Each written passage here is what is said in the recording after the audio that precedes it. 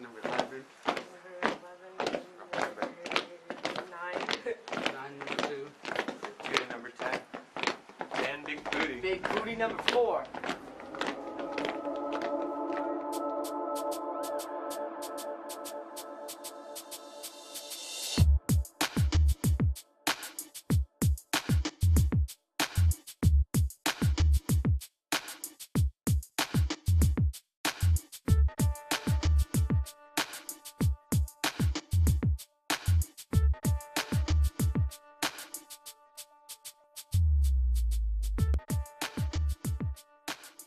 To make smart choices. It's not easy to make smart choices because you have all your friends around and the peer pressure and everything, but it could be easy, but it can't be, so it's kind of like 50-50 depending on what kind of person you're. But me, for instance, it's hard. So, what's your name? My name's Dallas. Dallas? Yeah. What's made it easier for you to make smart choices? I couldn't tell you what's made it easier for me because it's been really hard lately. It's important to have good friends and that have a positive impact on you. Okay, the next question is about culture and how culture, how does culture help you, or what does culture involve, in school or a part of your life? Some people say that our culture's died. I don't believe it. I still believe in my culture. I dance. I know how to sing a bit of songs and whatnot. And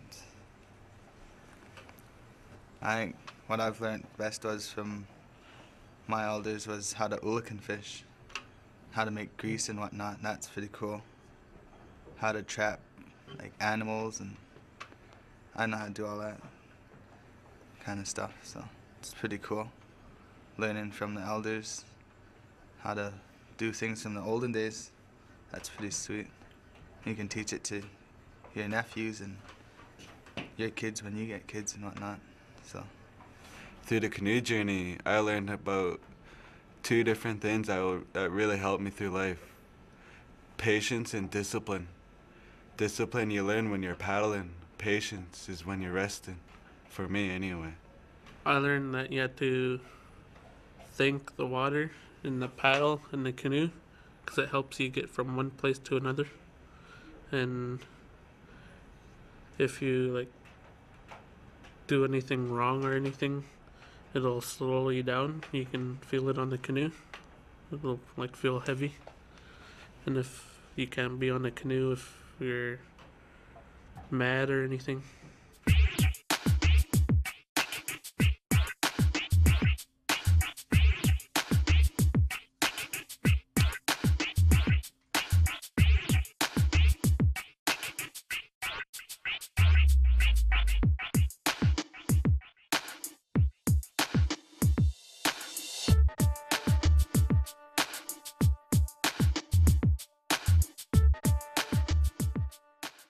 I want you to shout out words about high school and about something that has to do with your world that you're interested to know about. Positive, enthusiastic words.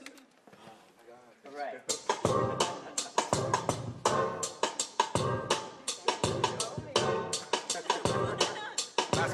Okay, here we go. I was in high school on the team playing basketball. That's right, yo, I'm only 5 for 5 small. In the tall, chilling in the hallway. You can see me bustin' freestyle always. People in the room when we all get down. Listening live DJ original sound. We like to play, verbally we sway. Coming in, check out, we're on TV. Yeah, that's what we do. I'm waiting for you. Come give me another word so I can rap with it too. Yelling when I'm telling. That's right, sounds so funky, we and smelling. That's right, we got a whole rap class. Yo, it's a rap class. Yo, hopefully the workshop will last. That's right, incredible insight. We are going to be rapping things that is tight. We got a video live on the video screen. That's right, my name is Mike Sheen. You can clap, yeah. What do you think it takes for someone to stand up in front of a group of people and to start saying words? Courage. Courage. Good. What else? Confidence. Confidence. Good. What else? Find power. Yeah, mind power. How can we as a group build confidence, courage, and mind power? Support. All right. We can support. That's good. Yeah, just write the word support down. Yeah, big. Oh, you want it big? That's good. Yeah. What else do we need if we want courage, confidence, and mind power? How can we build that as a group? What do the Tigers do? Play. Are you willing to be playful? How do you want to be treated for the next 50 minutes? Huh? Yeah, okay. Thanks, Darla. Respect.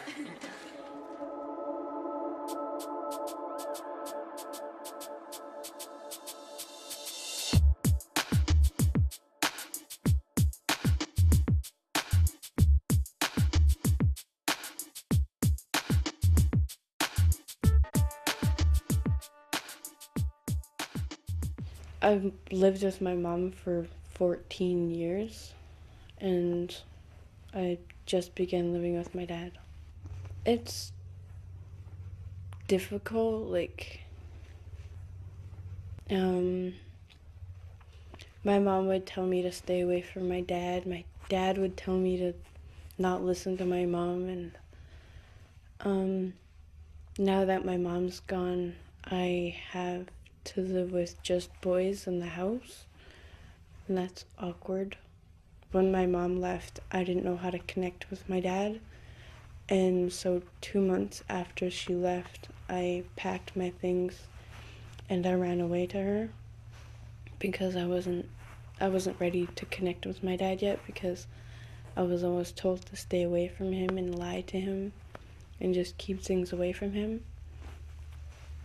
It was really difficult because my dad would always complain about my mom behind her back, and then I went to go live with my mom, and it was better, but it was kind of hard because she'd sometimes talk about my dad, and it was just really hard to hear all that stuff about my parents.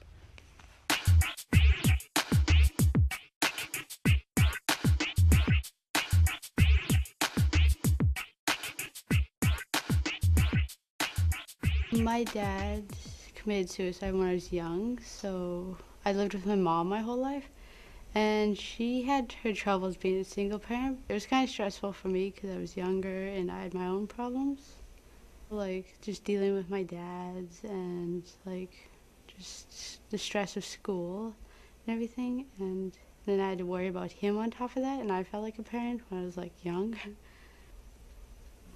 I just thought I was going to be stuck there for the rest of my life because most of the people don't leave the community, and I didn't want to do that because I was like traveling and going everywhere. So I thought if I got out when I was younger, I can leave. All right, check it out, everybody. This is a box, all right?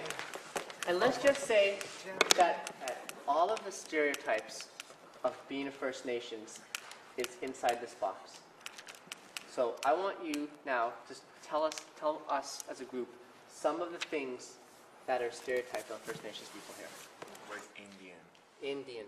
Chug. Chug. Chindian. All right. Quitting school. Have you heard any of these stereotypes? Yeah. Yes. All of them. Okay. Tell me something that you are that's not in the stereotypes. So if people put First Nations people in the box, you tell me about First Nations people out of the box. Athletic. Education. Culture. Thank you. What else? Strength. What else? Artistic. If we can say what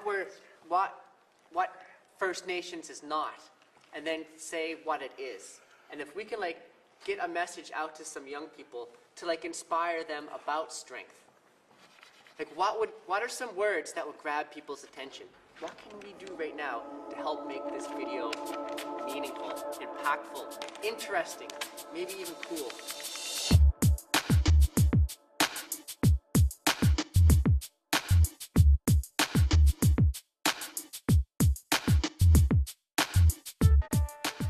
grade 8 and grade 9 were a challenge for me. I went through a hard time and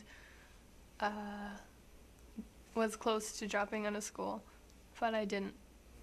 From going to middle school when you weren't even allowed to leave the school property at lunch or whatever, and then you go to high school and there's so many more kids, and you can leave the school, I don't know, it's just so much easier just to miss classes and say, oh, science, I don't like science, I'm just not gonna go. Well, my mom, I wasn't really talking to my mom. She was with a guy that I didn't really like, and she was drinking a little bit, and my grandma was just sobering up after like 3 years, so just a lot of stuff going on. I thought I was the only one at that time, but there's a lot more kids being raised by one parent or lots of divorce or whatever going on, so.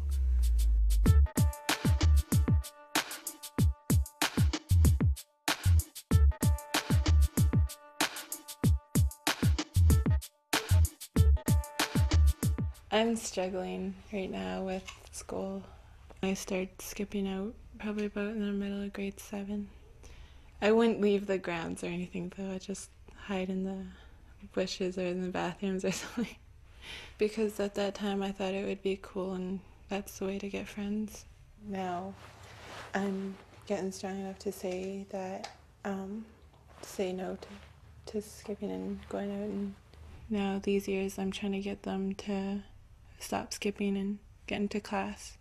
That's just, I think, where it went wrong for them. It's just something to do with their family. So they think that their families wouldn't care if they skipped out. That's what they always told me, is that they had never find out that I'm skipping. So that's why I thought it would be okay. My good influence is Shannon. She's a little younger than me, but she's always gotten me to class and getting me on time to class so I wouldn't be in much trouble. And now I've come even closer to the older natives, and they're helping me. If people are trying to, if they see me in the halls or anything, they'll tell me to get to class and everything. So because they're pretty much like my family too.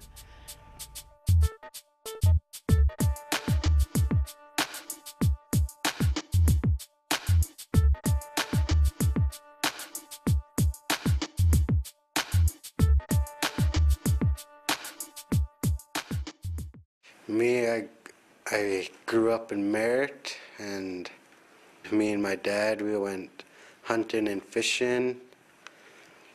Yeah, that was fun. Well, my mom, she got a job here, so, because there wasn't no work in Merritt for social work. There was a lot up here, so we just moved up here. I had to, because my mom wouldn't let me stay with my dad. They broke up about two years ago. It's sort of hard because I got close to my dad and I live up here. I miss him a lot. Living in a small town, it's too small. I have nothing to really do there. My friends, they just started to get in crystal meth before I left. Yeah, I think it's because they maybe had something bad happen to them when they're younger or something, and they try to hide it through the drugs, like take the pain away from the drugs and alcohol. And I think they do it so they're cool, fit in. All right, everyone stand up. Yay. Which one do you like first? Like to be frustrated with all the stereotypes. Our culture is our strength. Our culture is our life. In Beaton, Chugs, half-breed, in John, we're not stereotypes. We're still standing strong. Okay, so repeat after me. Life can be frustrating with all the stereotypes. Life can be frustrating with all the stereotypes. Our culture is our strength. Our culture is our life. From the top, everybody. 5, 6, 7, 8. Life can be frustrating with all the stereotypes. Our culture is our strength, our culture is our life. Indian, Chugs, half-breed, and Jun. We're not stereotypes, we're still standing strong. Oh, damn, that's good.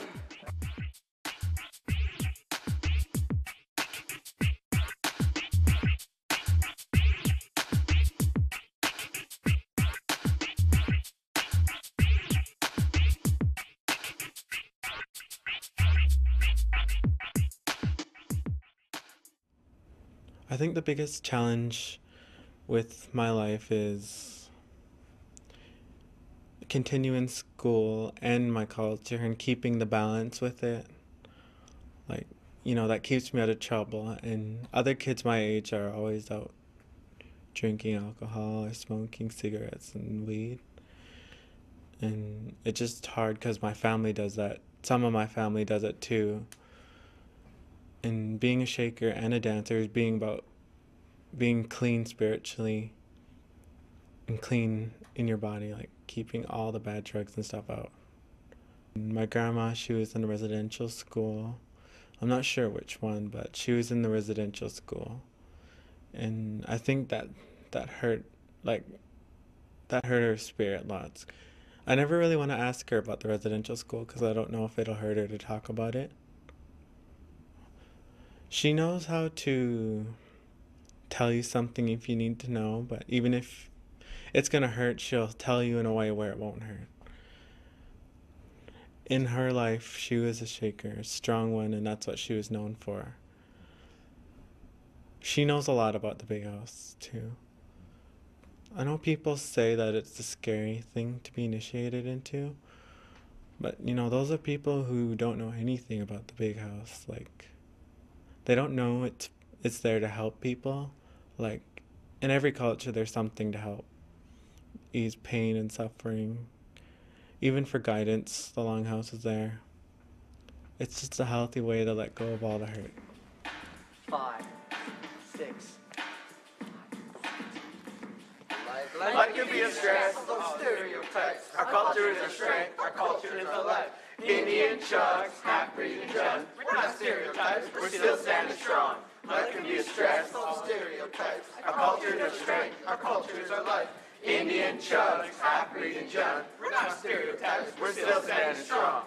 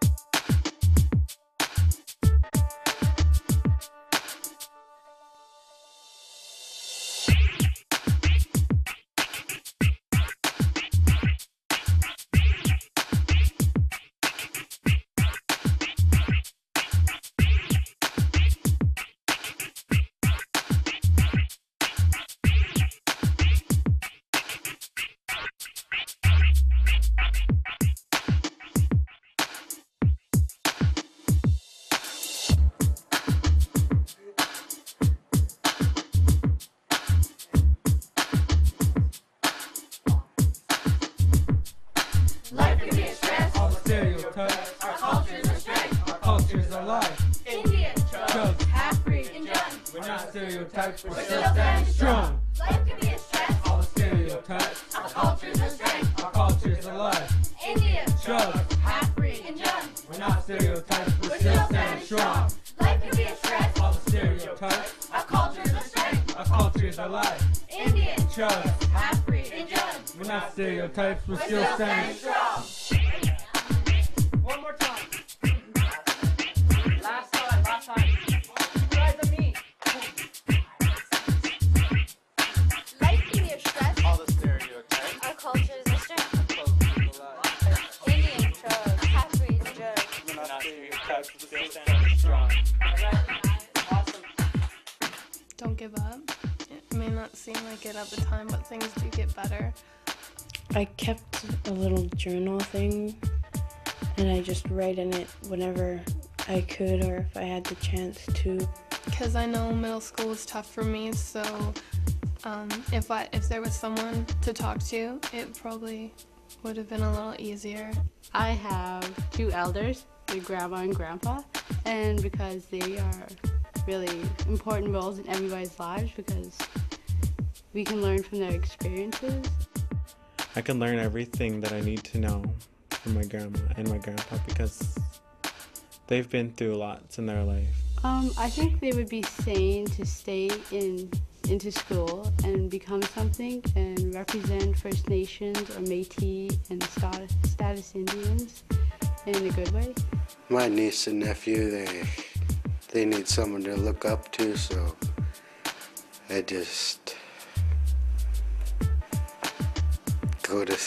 I'm gonna finish school and go to college. Yeah, there was many times where I felt hopeless, but I used sports, music, and my family and friends to come over. Not only keeping healthy is physical, but keeping your mind healthy by reading books and doing stuff other than TV and computer and games. I think education is the only way to get anywhere in life. It can get you out of anything. Like if you're in a bad home or you're dealing with racism or anything, you can use education to get out of that place and become a better person. If you want to try stop drinking or whatever, you could try learn about your culture and all that. I think a good motto to go everything by life is every day you don't train, someone else is trained to kick your butt. Like that can work towards school or sports or anything. Because it's true, like in school, someone else is trained to get a better mark on the test, or else in boxing, they got that much more technique over you. So. How important is it to be cool? It's not that important to me. It's just gotta be yourself, and if people don't like you, they don't like you.